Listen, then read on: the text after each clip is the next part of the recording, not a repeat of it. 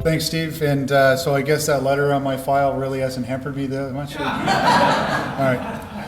So, yeah, wow, what a room. And as Steve mentioned earlier, I mean, he took half my joke. I mean, the other part was, yeah, first day of school, everyone's heading back. I can tell that everyone's just anxious to get back home and talk to the kids about the first day of school. So, like, any excuse, I guess, to delay the inevitable is what brought you out tonight. And yeah, a funny thing happened to me on the way to the event. And no, that's not one of these stories that start with, gee, I never thought it would have happened to me. No, that's a different story. I'm in the car on the way over, and the first song on the radio comes up, and it's "The End of the World as We Know It." And I was thinking to myself, hard to get psyched up for this talk with this song.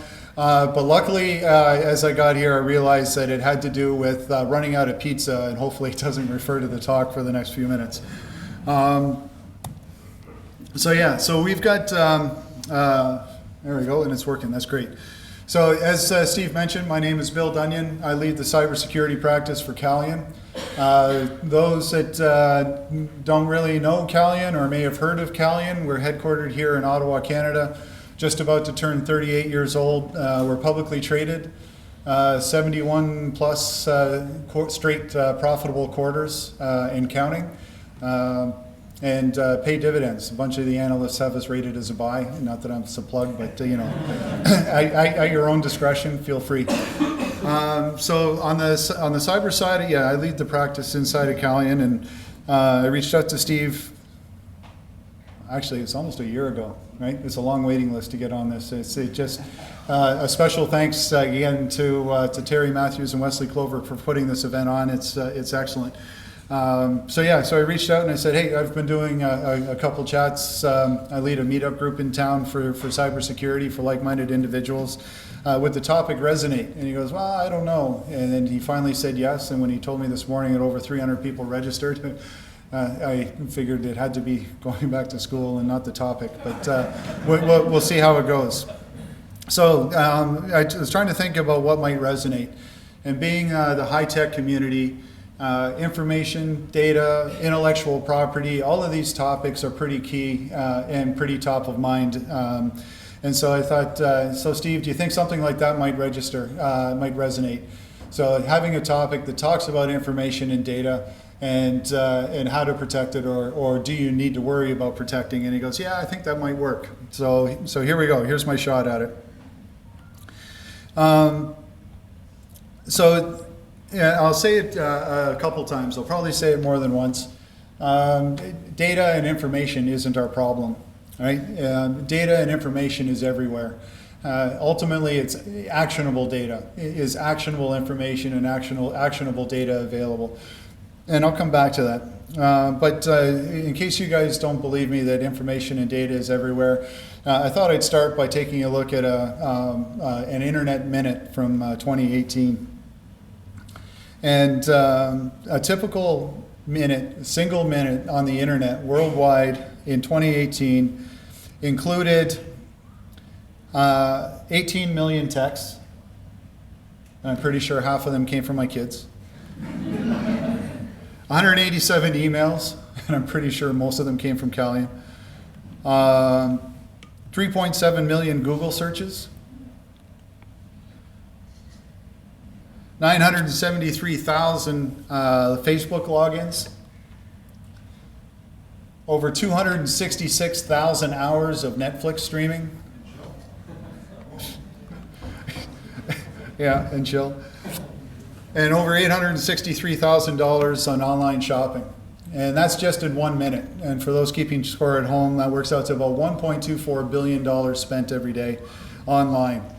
And I'm pretty sure that most of the companies here are also trying to look at all this information and try to figure out, how do you harness it?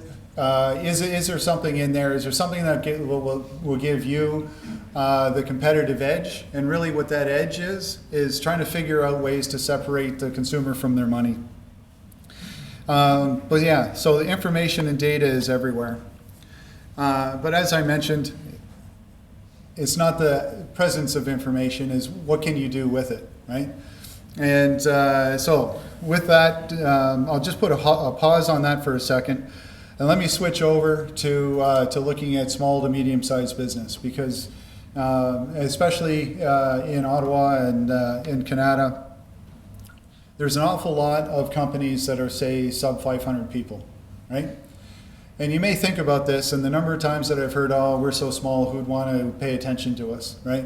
I was speaking to doctors and medical clinics, and the response that comes back is, well, I don't have any movie stars or celebrities as my patients, so who'd want my records?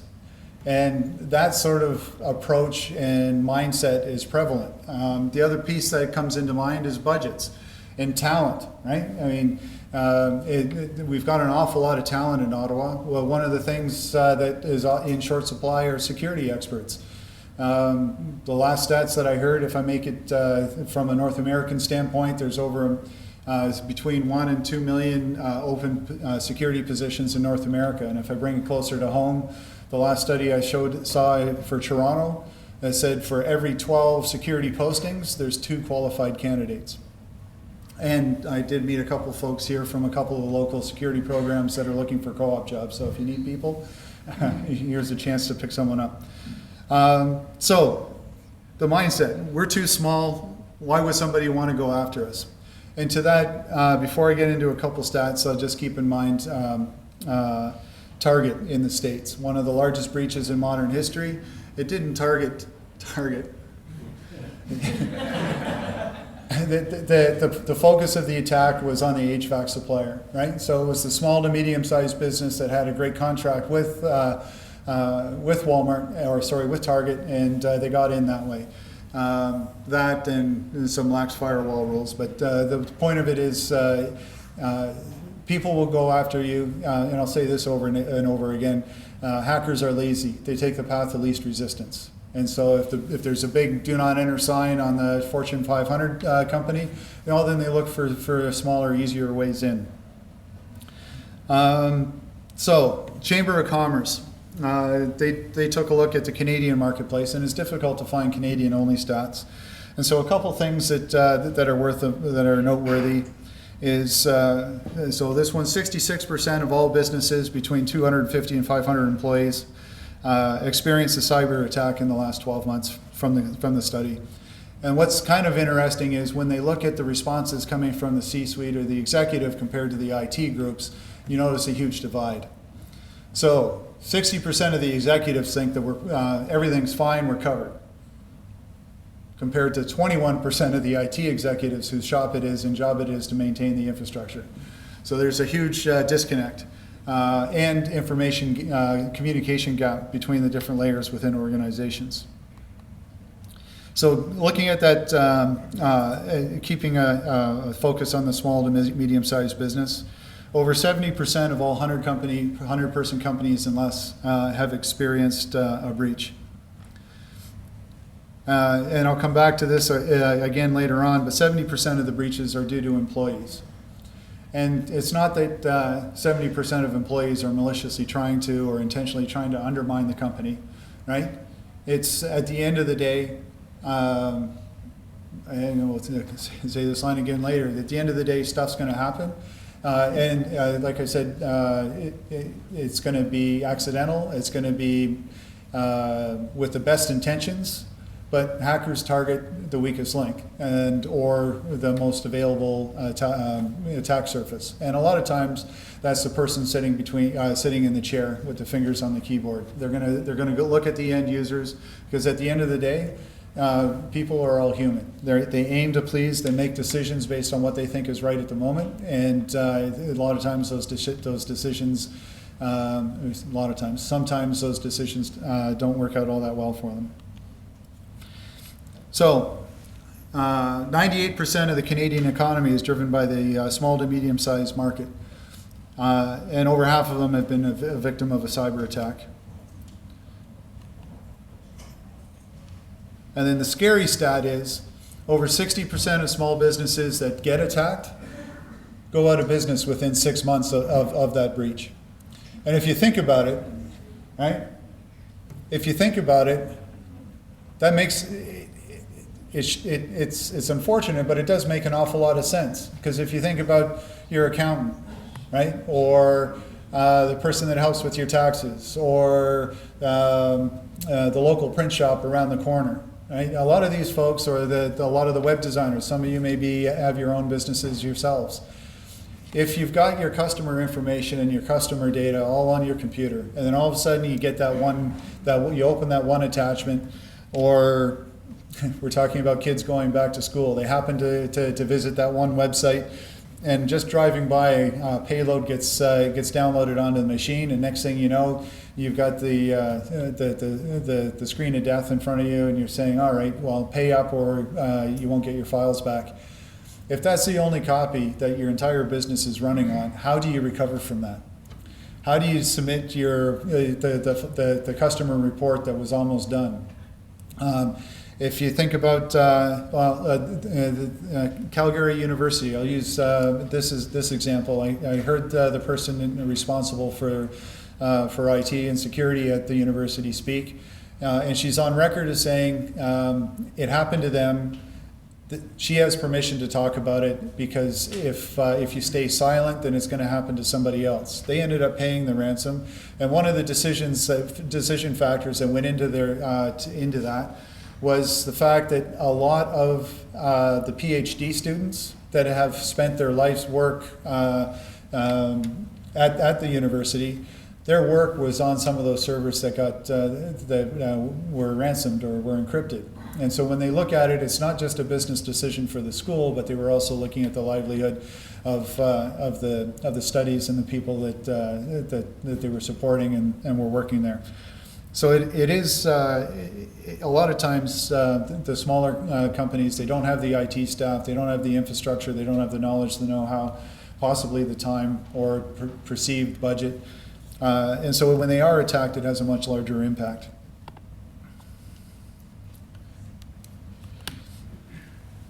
And the cost of the breach on the last slide, the last study by Ponyman said that it was $2.4 million per breach.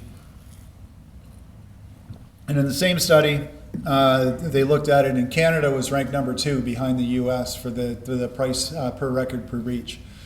And in that study, it showed that the cost per record in Canada was $202 US per breach. But they also went in to talk about some of the things that you can do in order to reduce the expense of a breach. Right? And I've got a bunch of the ones listed here. So incident response team, the use of encryption, continuity management, to have a formal BCM team or program, employee training, threat sharing, having board involvement in your security posture, assigning a CISO, data classification. And so when you look at the list, now this is 9 out of the top 11, but when you look at the top 11, there's only 3 that have to do with technology, right? And I'll say it again, people, process, and technology in that order. So if 8 out of the top 11 things that you can do to reduce the cost of a breach or reduce the cost of an attack have nothing to do with technology, then in my mind, that really throws a bunch of cold water on the argument that you don't have money to be able to do something to protect your environment. You can always do something, right? So, why is security so difficult? If we think about it, and we started with a lot of the social media stuff, right? Social services, social media, a lot of these things are free. And on one hand, you're very quick to sign up and give away your most intimate secrets, right? You quickly share. A lot of people, they share their likes, their dislikes, their swipes, both left and right. I'm sure that, well, if not the people in this room, then your kids have posted at least one picture of a friend or a meal or something that you've done, or their vacation. Are you in town? Are you out of town? You're very quick to share all these things that are personal and private and define you. And then on the other hand, you're very quick, or people in general are very quick to vilify those companies that happen to be subject or a victim of a breach. and send all our personal and private information into the wild. So that prevents a real conundrum for those of you that are in the IT field and the security field, right? Because now all of a sudden the line's blurred. What do I have to worry about? What do I care about? What do I need to keep private? And what's publicly available? Where is that line? And so so the issue becomes very difficult to define. And I'll give you one small example. So I had to, I ended up buying a house at the start of the summer, back in the spring. And some of the information that we had to give the bank were, well, who am I? How old am I? Where do I live? How long have I lived there? Where do I work? And those that know me or stalked me before coming here know that that I'm relatively active on LinkedIn. And so if you have a LinkedIn profile, gee, what's some of the information that you might have been posted on LinkedIn? Well, I know who you are. I got a birthday reminder for a guy out in Texas today, so I know when he was born. Work history, right? Address, postal code, they don't always put it there, but I know what city you're in. It depends on whether you put that information in line, right?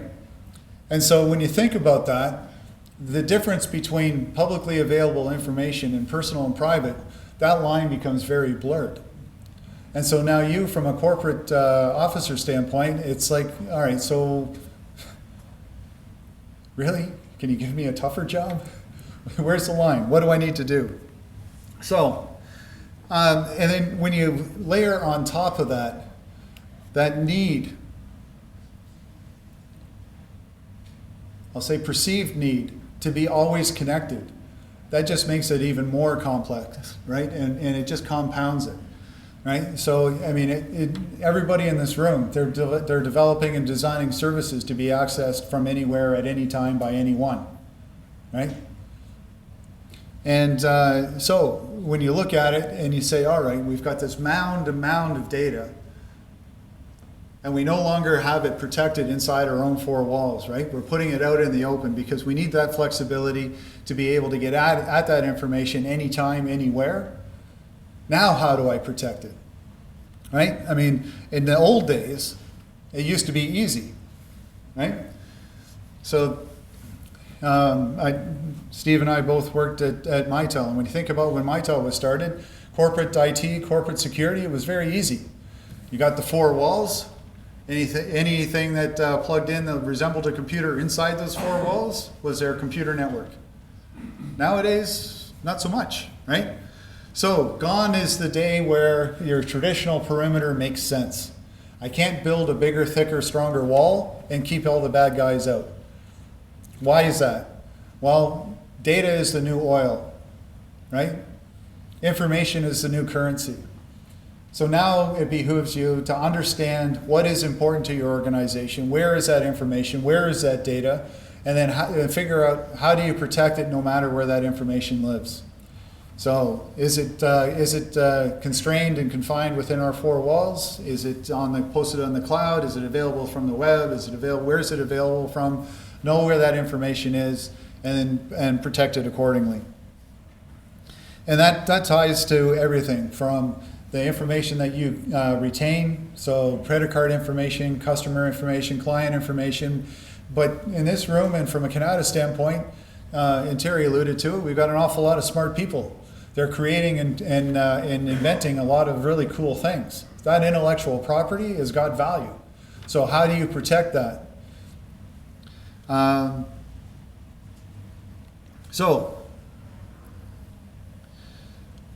Welcome to the challenge of cybersecurity in the modern world. I had I'll call it pleasure, because somebody who works for Calian may be in the room, of speaking to our senior management team not too long ago about Calian and cybersecurity. And so I was thinking about what was I going to say. I thought about it long and hard. I went to the team. I said, all right, so what are all the trends? What's the information that we have? What do I need to bring to everyone's attention? And then I figured it out. And I was so pleased. Kevin Ford's our CEO, and I go, all right, Kevin, I've thought about it long and hard. We've done an awful lot of research, and I'm very pleased to tell you that after tons of work and research, we've been able to figure out that we only have to worry about two groups. Those that work for us and those that don't.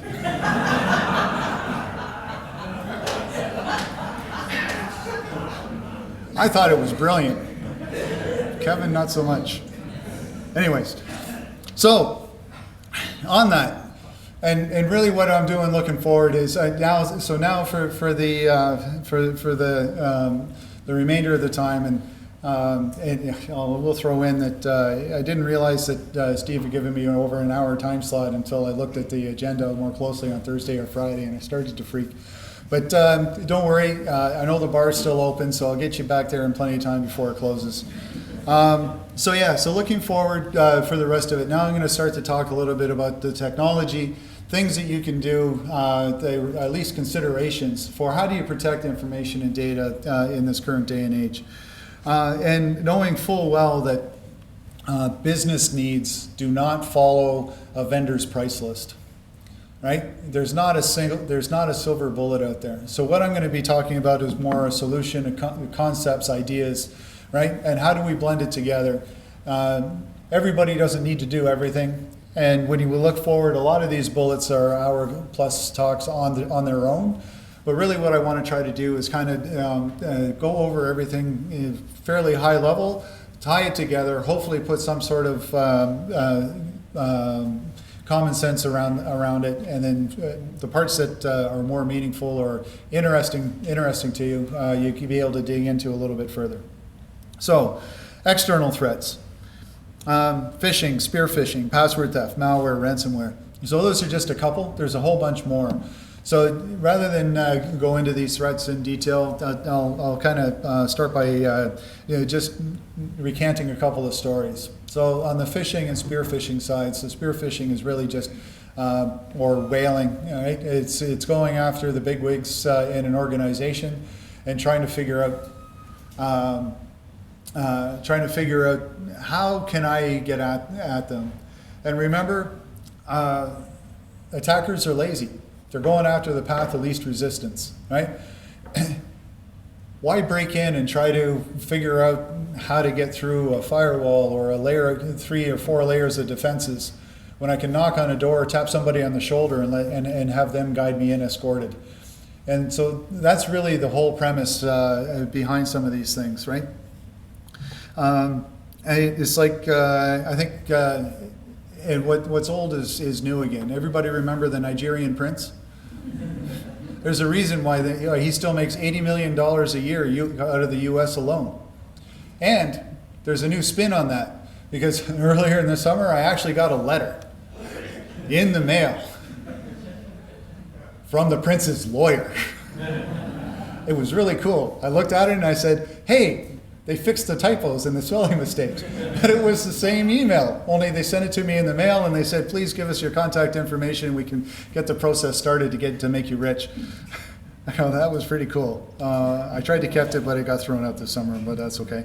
So phishing and spear phishing, if we look at it, our lovely local city was in the news not too long ago, right? So it's an email that they received, followed up by, I think, phone calls, but mostly it's via email. They get somebody on the line and pretending to be the city administrator. And it's, hey, this bill, it's a secret file. It's going to be in the news any day. I don't want it to break, but we need to get them paid right away. Yeah, all right, well, it seems legit. So off goes, $150,000, $200,000 of your money and my money. And they said, oh, great, that's phase 1 of the payment. Phase 2 is coming up. But when the email came for phase 2, they happened to be sitting beside each other at a council meeting. Is this real? How come you're sending me an email? We're right beside each other. And they looked at it, I didn't send you an email. What email? And it's at that moment where the heart dropped, right? And they look at each other and go, oh, shit, what happened? And in this case, it's still in the courts, but FBI have the person in the States in custody, hopefully to get some of the money back.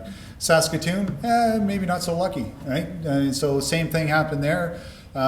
Construction company, right? It's, hey, new bank account information, you got to change it, and please reissue the payment. They're out $1 million, and that money's already been moved a couple times, and so they'll be very lucky to see a dime of it come back.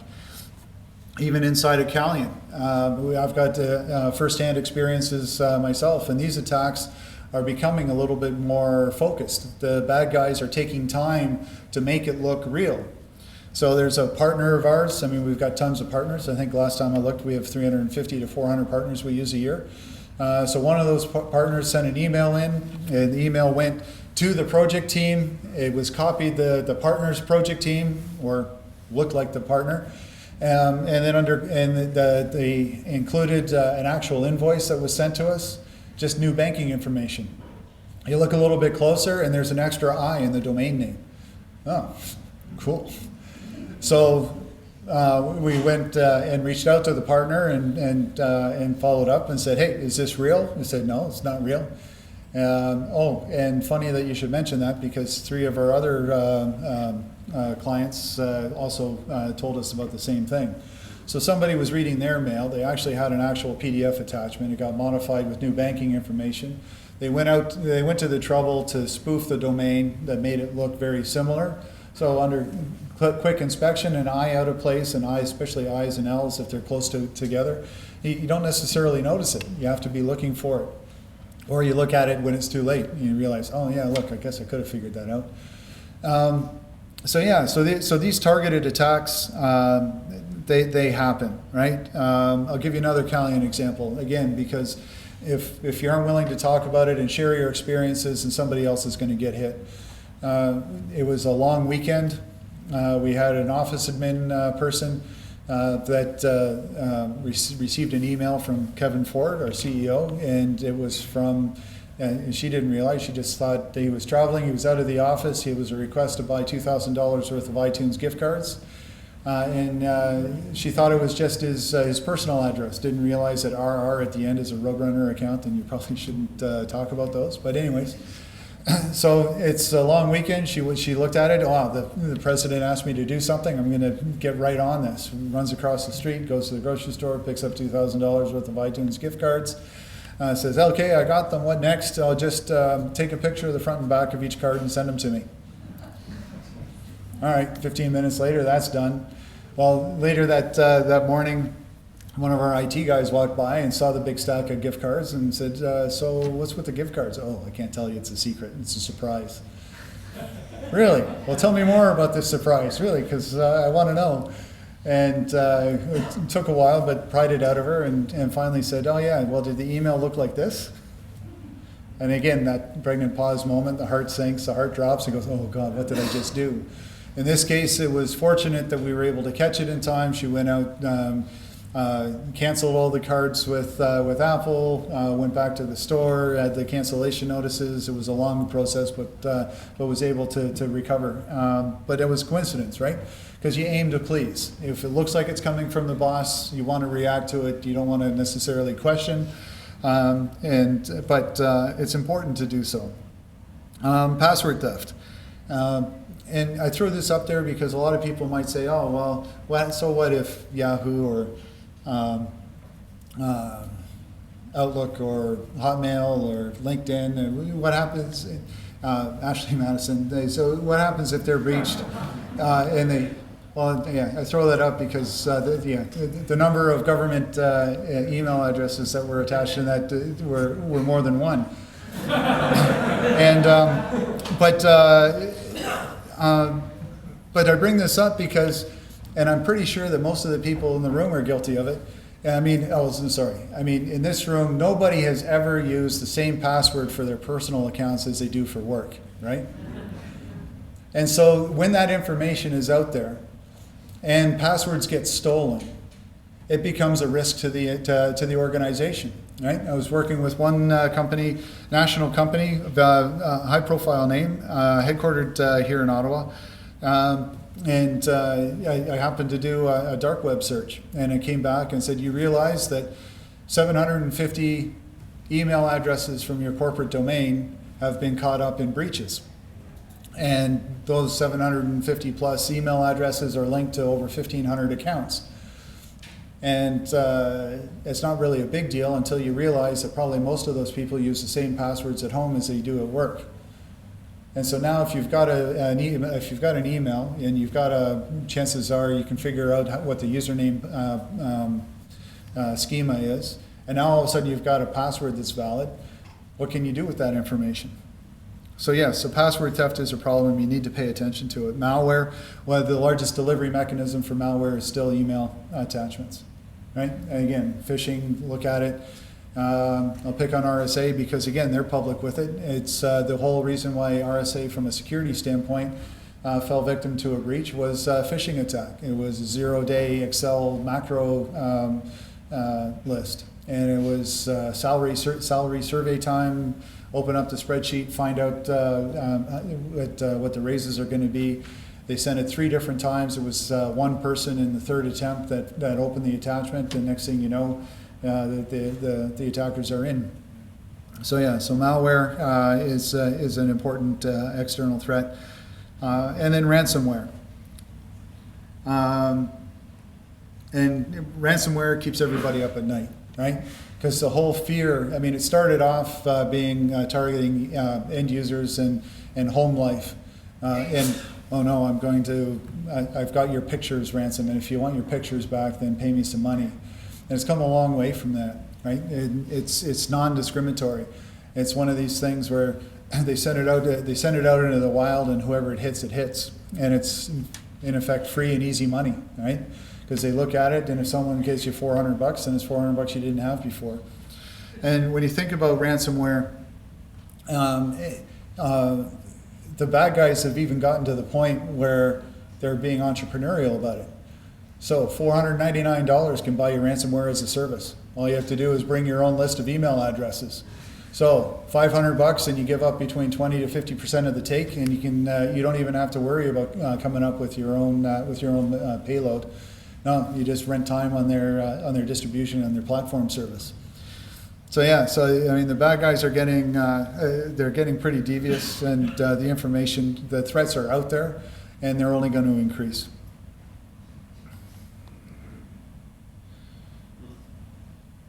And then there's that other group.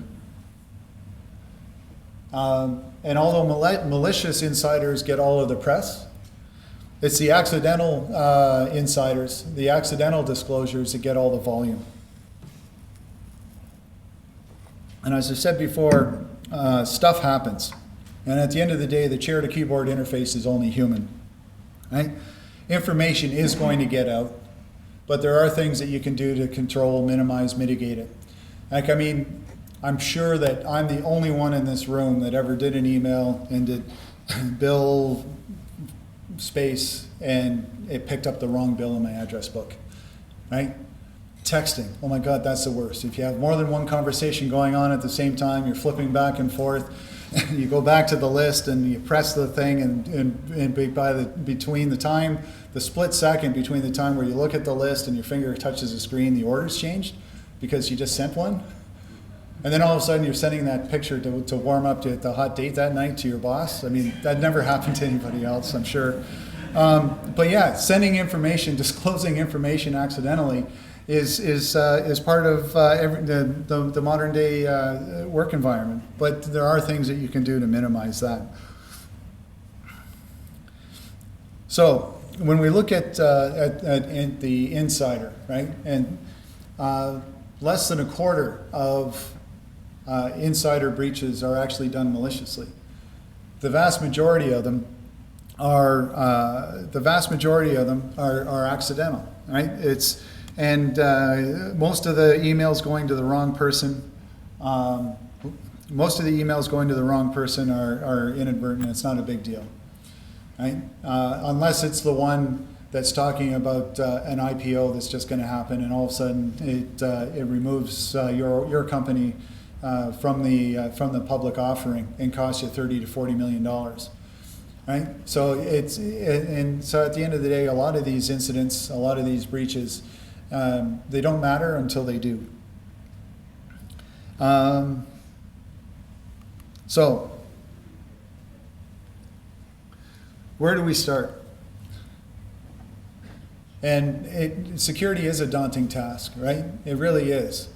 And a lot of times it's daunting, not because you don't have any choices. I mean, we got more than enough choices. A lot of times it's daunting because really the pile looks so big and the threats are ever present. You don't really know where to start. And so there's a couple places that you can start, and we'll go through it. But in my mind, one of the very first places to start is internal retrospective, right? It's under looking at your own organization. Let's take stock of what information do you have, do you maintain, what's important to you, where are your crown jewels? Once you know what it is you need to protect, then you can start to figure out, all right, are they protected adequately? And the other thing that I try to do is, I think everyone's probably heard of the 5 W's, right? Who, what, where, when, why, / how. And so what I'll try to do is put a whole bunch of security technology under those kind of 5 W questions, right? So to start with, if we think about identity and access control, so that's really the who and the what. Who has access to your information, right? And what information do they have access to? If you know that, if you can control that, that's more than half the battle, right? Because a lot of times the people that are, when the breach happens or when an attack happens, the people accessing the information aren't the people that are supposed to have access to the information, right? Just ask Capital One.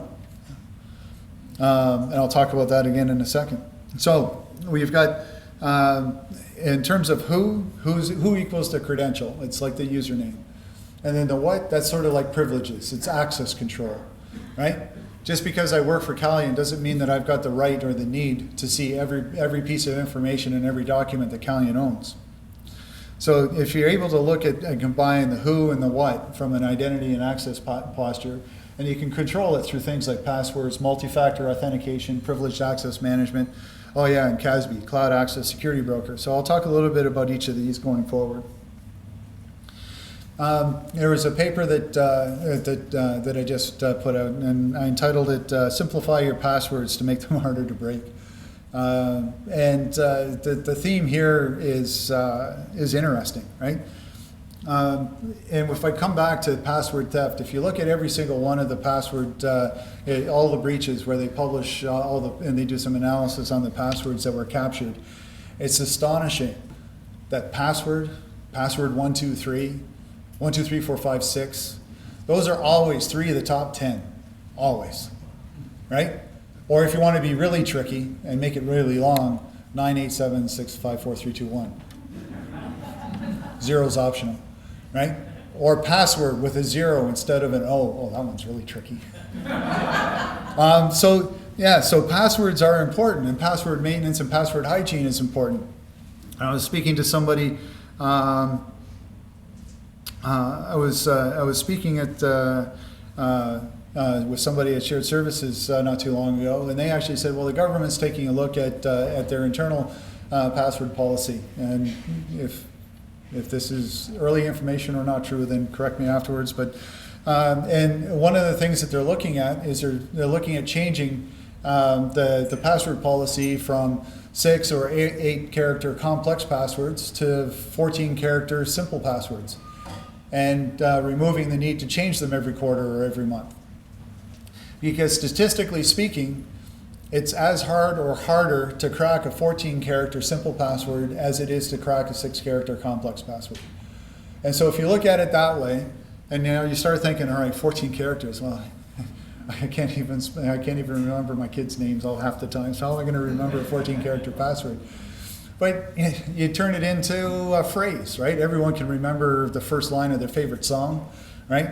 In the article, we talk about, I love Big Bang Theory, right? It's my favorite show. Or at least I say it is to the high-tech community because it's their favorite show too.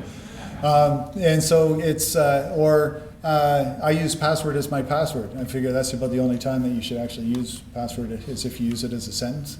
But anyways, so yeah, or the first line of a song, the street I grew up on 189 Main Street West. And so you put it into a phrase, it's long, you can keep it simple.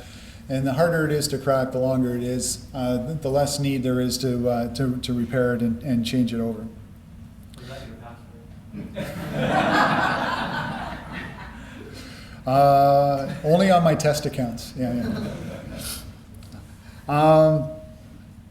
So password logic, putting some thought into that is important. The other piece that is starting to gain a lot of merit are things like LastPass and password vaults, right? And so it comes up with very unique, hard to reproduce, hard to crack passwords that you really don't even need to see, right? And then the software manages it for you. So having a vast password vault, that can also help to increase the integrity. But more important than that is looking at it from a second factor standpoint or a multi-factor standpoint. Yahoo, Gmail, LinkedIn, I think a lot of these social tools now are putting in the option to put a second factor authentication, right? And that really, it's like the team that we have that does penetration tests and they do vulnerability assessments. One of the first things they look for is the presence of a second factor authentication. And if you've got it, then it makes their job very difficult. If you don't have it, then there's a whole bunch of different ways that they can figure out how to get in, right? Because organizations only generally use one schema for email addresses. You have your email address, you probably have the user ID. Once you do that, then you can search and try to put some logic into different types of passwords that you can use to get in. All that work and logic and effort is for naught if once you enter a proper username and password, you're asked for something else that's unique that only that person has, right? So whether it's a mobile second factor and you have to acknowledge something on your phone, whether it's a token or a one-time password that's on a dongle, whether it's retina scan, DNA test, I don't know. There's lots of different ways that you can do to add an extra factor of authentication that really stops hackers in their tracks. And another aspect that is often overlooked is organizations will often look at user IDs and passwords as one size fits all. But if you think about it, not all privileges, not all user accounts are one size fits all. And again, the hackers aren't dumb. They know that the frontline admin is probably going to have a different level of access than a director or a VP or an IT administrator. So they go in and they lie dormant and they fish and they look around and they pull information out and they wait to try to find an account or access to an account that has elevated privileges. And the IT guys, and I've spoken to more than one, and I've seen all kinds of different approaches, because at the end of the day, business moves fast, right? And it takes time to log out of my personal account without elevated privileges and to log back in with my admin account that has elevated privileges. It's a lot quicker if I just log in at the start of the day with my privileged account, and that way I don't have to switch back and forth. Or even better, there's one privileged account that the entire department uses. Why? Because you never know when it's going to need. Or maybe there's a system that only allows for one access account to do the management, to do the maintenance and the admin.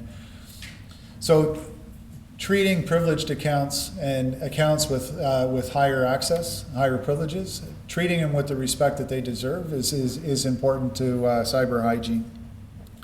And having systems in place, it all starts with policy and then enforcing that policy. And then technology is in place to help automate and make those policies more efficient, right? And so you don't have to go out and buy the best privileged access management system in the world in order to implement this sort of thing. It starts with internal policy and procedure and enforcement. right? Putting a sign up that says don't log in with your admin credentials unless you're all doing admin activities, and then walking around and making sure that that happens. That's the first step, and it doesn't cost you anything. Well, whatever, a nickel and maybe 25 cents for the color ink that you put on top of it, but relatively cheap. To the cloud. Cloud first. We aren't moving to the cloud fast enough. We have to go faster. There's an awful lot of cloud projects that kind of follow the ready, shoot, aim philosophy, right? Why is everybody moving to the cloud? Well, everybody else is, so we should too, right? It's going to be cheaper, right? So there's a lot of reasons to move to the cloud, and I don't mean that it's a bad thing, but a lot of these cloud migration projects, expediency is superseding the security side, right? So when you look at it, everyone says, all right, well, my hosting provider, the cloud provider, says that their environment's secure, so I don't have to worry about security, right? It's going to be so much cheaper. Well, when they say that their environment's secure, that's like walking down to the local Rogers, Telus, or Bell data center and saying, all right, well, I can't get into the building if I don't have the proper credentials, if I don't sign in, if there's a man trap, right? There's segments, so I can only get into the parts where I'm a customer. I can only have access to my rack. What the cloud providers are saying when they say that their environments are secure, that physical infrastructure is secure. The information and data that goes on that, they walk away from that so fast, that's not their responsibility, that's your responsibility to protect. And one of the big things that is very hard to track when you start to use as a service applications is who's accessing those accounts. When are they accessing, what are they using that information and data for, right? And so CASB as a general term, Cloud Access Security Broker, it really helps you to monitor who has access to what information and when. And we'll talk about data loss prevention or data leakage prevention in a second, but a lot of those capabilities are now built into these tools and systems. It's so easy now from a development environment. I don't have to worry about placing a purchase request to get a server, and then with the lead time to get it in, and then once I get it in, I have to build it up and I have to find a place to rack it. I don't have to worry about that. Hey, I've got a company credit card, or I've got my own credit card, and I'll expense it, and poof, I've spooled up a dozen images, and in no time flat. But are they hardened? Have you turned off the security controls? Or have you turned on the security controls? Or did you forget? Or did your developer forget? And now all of a sudden, all the information into that bucket is available to anybody that knows how to go find it. So the move to the cloud is great, but it needs to be done in a planned manner, and you have to take the appropriate precautions. So, long-winded who and what. And now if we think about data protection itself, right, and what can be done to track and monitor and know where your information is at any given time, this is where the where, the when, and the why come into play. So very quickly, I'll talk about a bunch of these aspects. And again, there are technology components to every single one of these bullets. And each one of these bullets, if you look at any given vendor's technology, is at least an hour, possibly more of information to take in, and that's just from the sales side. However, the technology is there to make your people and your process more efficient. If you don't have the policies and procedures in place already, then technology isn't going to help. In fact, in many cases, it just confuses things and makes the situation worse, because it gives you a false sense of hope. Ooh, I bought the silver bullet, I'm protected. But if it isn't being implemented and configured in the right way, then you're still exposed. So let's start with the where. Where is your information? And do you have control over it at any given time? Right? So we're back to school. Street lights come on. It's 9 o'clock. Do you know where your data is? So data loss or data leakage prevention is not a new term, right? It's been around for a long time. I think I first heard it probably 15 years ago. And those initial projects, the selling proposition, the business proposition just made an awful lot of sense. And it did so for an awful lot of organizations. They went out and they were buying it like it was a house on fire. And just as quickly as those projects were being turned on, they were also being turned off. Because as soon the early technology was based on reading, most of them were email based. They were all put on the perimeter, and they were looking at the information in the packets and the data that was flowing through the perimeter, and they were looking for keyword searches, right? And if the keyword had, I don't know, we'll say acquisition in it, then it would fall into a certain set of rules, and they were all rules based.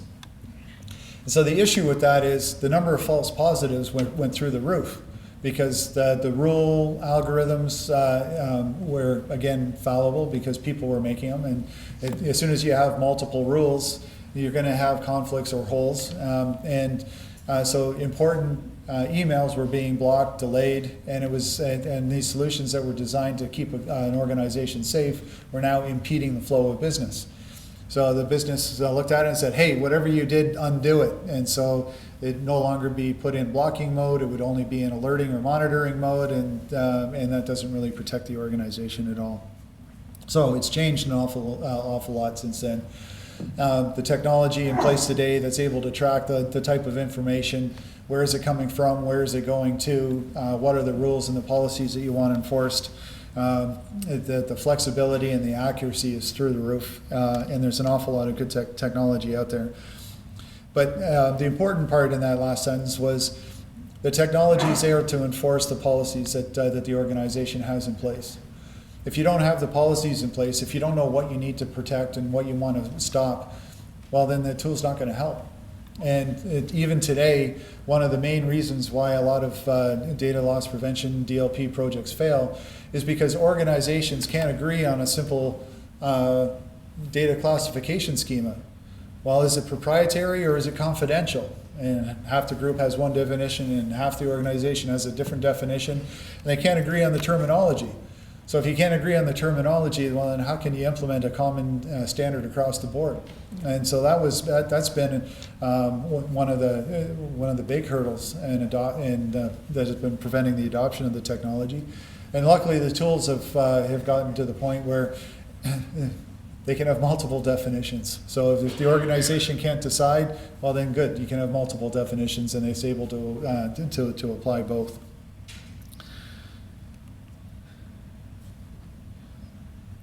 Behavioral analytics. So this is the when.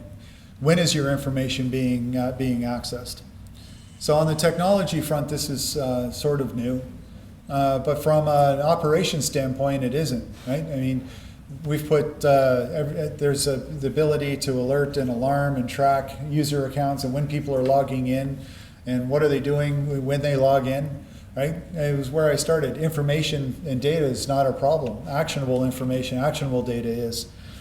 And so now you've got tools that are able to monitor all of those alerts, all those logs, all those alarms that are out there, and apply a bit of, I'll say, programmed logic to it. Because a couple of stories, I guess, very short ones.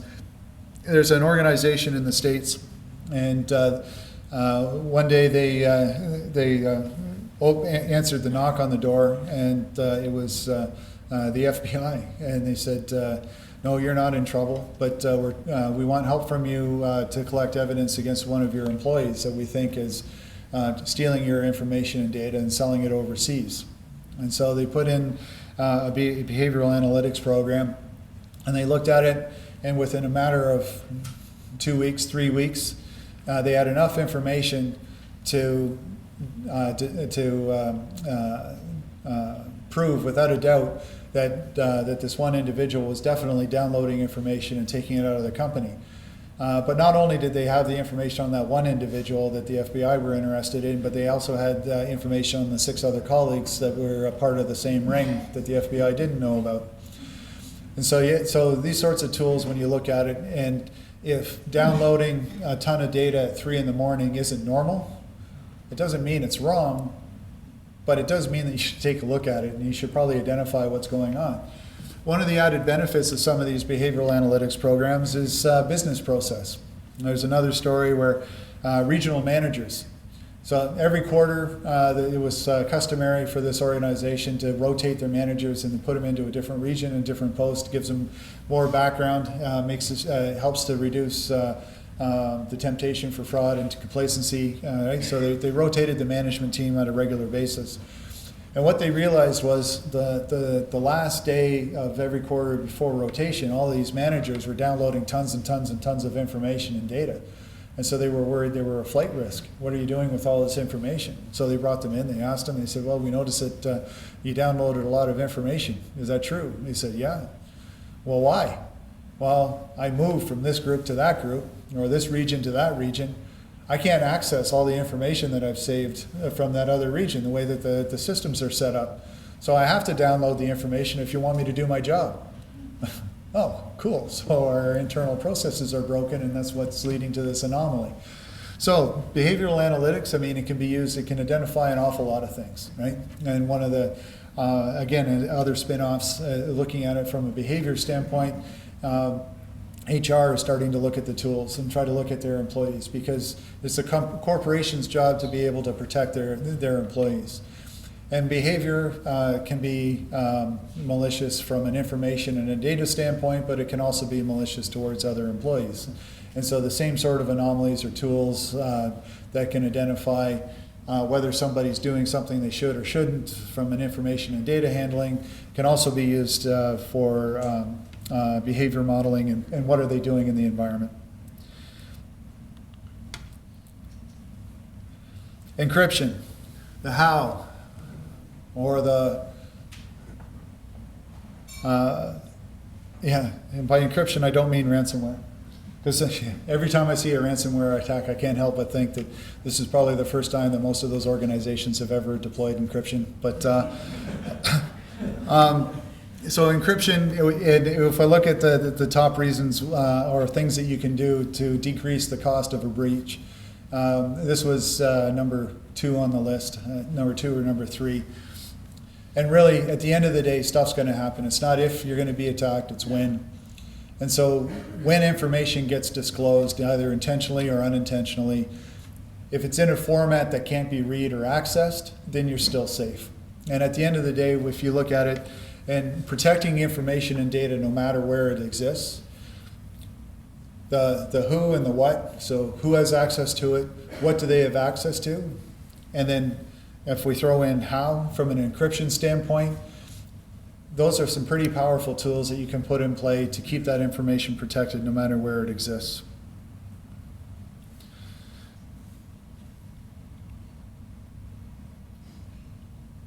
And actually, when Terry was starting and he talked about the talent that we've got here in Ottawa and Canada specifically, encryption is one of those categories where a lot of people don't realize how much encryption talent exists here in Ottawa. From a PKI standpoint, if you think about Entrust, if you think about there's project teams in our government and national defense that have gone onto the international stage to talk about PKI encryption, identity and access management, and the feedback that they get from the Five Eyes community and our allies is, wow, you guys are on your game, you're ahead of the curve. And so the number of encryption startups here in town with great bright hopes is huge. So there's an awful lot of talent here in Ottawa, and it's maybe a little bit of a plug to buy local. So if we think about it, there's an awful lot of things, and I wasn't intending this to be a roadmap or a blueprint or a silver bullet. Here you go, do this one thing, and you're going to be safe. Really, what I was trying to do is put a framework together to try to remove some of the fear, uncertainty, and doubt around IT security. The challenge, the problem's so big, I don't know where to start. And so if we come back to kind of where we were in the beginning,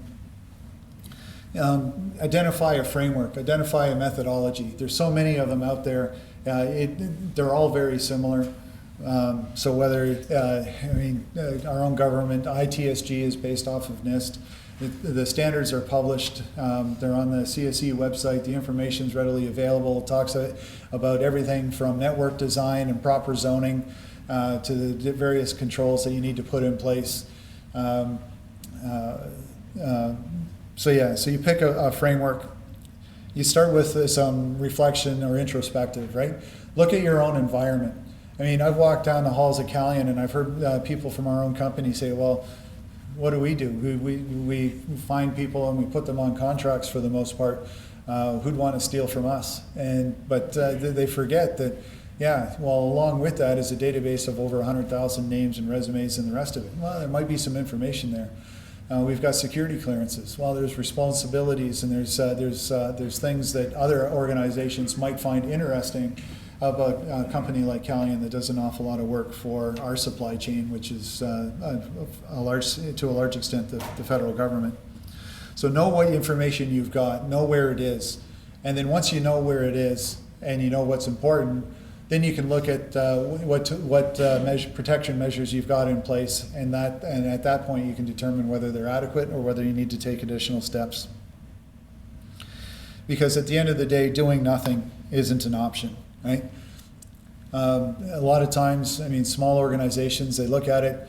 One of our customers here in town, just down the street, they started working with us. They said, well, we're growing. We've just got an awful lot of funding. It's great. Our IT department is a high school co-op student and 1.5 people. And the equipment we're using came out of our founder's garage. And now all of a sudden we've got a contract from a Fortune 50 company, and the security controls in that contract that we need to sign up to are bigger than our employment contracts, right? So they're looking at it and saying, what happens next? And the big companies, that's what they're doing. They're flowing down the risk to their supply chain, right? So they don't want to be attacked. They don't want to be the next target, literally. And so anybody that does work with them has to sign up to the audits, and they have to sign up to security controls. So know where your information is. They didn't know where to start, but doing nothing isn't an option. There's an awful lot that you can do without buying technology. And then the other piece that's out there is there's an awful lot of organizations out there that you can basically leverage economies of scale, right? So in order to turn up a 24/7 monitoring environment, you're looking at anywhere from $1.5 to $3 million. Because if you're in a true 24/7 operation, you're going to need at least 10 people. I mean, 6, if they never get sick, never go on vacation, right? But if you want too deep, especially overnight, you're looking at a minimum of 10 people, plus and then all the technology and everything else that goes along with it. So that sort of investment is beyond the reach of a lot of people, a lot of organizations. So that's where a lot of the security as a service type things now all of a sudden become a lot more plausible. Instead of hiring 10 people, I might be able to pay a fraction of that and leapfrog my security posture tenfold. And there was one of the first posts that I put a long time ago. I entitled it, "We Lock Our Cars, Why Not Our Computers?" Because I was tired of walking down the halls and looking and seeing everybody's screen open. And security, physical security, right? It's ingrained at a very young age, right? Ever since, really, from the time you can walk and reach the doorknob on the front door, it's being drilled into you. We'll close the door behind you, lock the door behind you. Careful when you go out. Look both ways before you cross the street, right? If it's of value, material value to you, you're going to take care of it. Unless it's a phone, and for some reason it's the most important tool in my kids' lives, but they lose them all the time. I just don't understand. But anyways, but on the IT side, and especially on the corporate information security side, I firmly believe that a lot of people don't really understand the true value of the information that they're accessing and working with on a day in and day out basis, right? Just because you think that it's mundane and nobody else would be interested in it, doesn't mean that in the right hands, it's going to somebody's out there looking for it. And how do they get access to it? So a lot of really basic hygiene. And I am going to finish, I've said it before, and I think it's important enough to leave as the final slide, is people, process, and technology in that order, right? Technology is not our problem. We've got more than enough technology to go around. We've got so many technology choices, it's really hard to choose from A to B. But if you don't know where you're going, any road's going to get you there. And so start with the people. People are your largest assets. The best return on any investment is going to be $1 spent on your people. Training on the tools you've got, training on the environment, making sure that they know what options are out there. The processes that you need to follow. What's important? How are you going to protect it? What do you want to do?